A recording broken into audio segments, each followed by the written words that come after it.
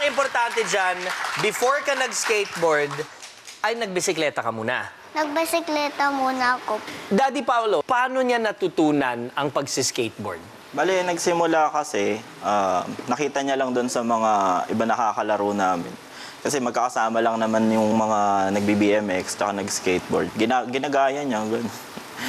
Tapos one day, Jayden, nakita mo na lang may nagsiskateboard. Sabi mo, gusto ko nga gawin yan. Ginawa mo? Hindi, binilan muna ako ng mami daddy ko. O nga naman, binilang ka muna ng skateboard. Hindi ka makaka-skateboard kung wala kang board, malamang, di ba? Tama. Oh, well, pero bago mo ako turuan mag-skateboard, ano ang ultimate dream mo? Ang pinaka gusto mong maging or pangarap mo sa buhay? Ang pangarap ko sa buhay po, maging boss ng kumpanya. Pero pagdating naman sa skate, maging pro skater po. Okay. Given na yung gusto mo maging pro skater, nakakatuwa lang kasi gusto mo magtrabaho pero gusto mo agad boss ka. Di ba? Opo. Yung sabi mo eh, kahit anong trabaho, sabi mo, basta boss ako. So kahit anong trabaho ibigay sa'yo, Jayden, boss ka? Yun lang? Hindi po.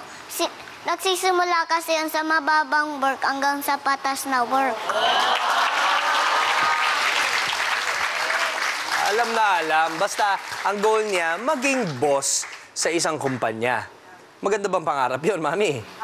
Di ba? Actually, kaya namin siya, kaya alam niya. Kasi as early as now, minamindset namin na siya na importante yung schooling niya.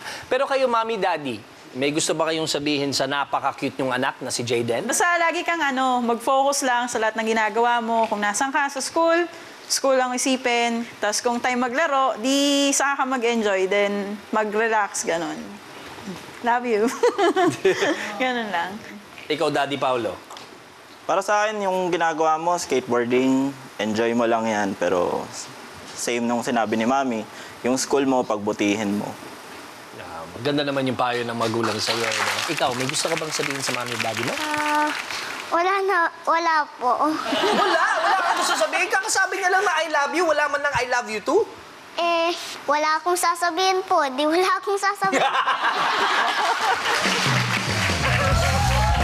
Okay.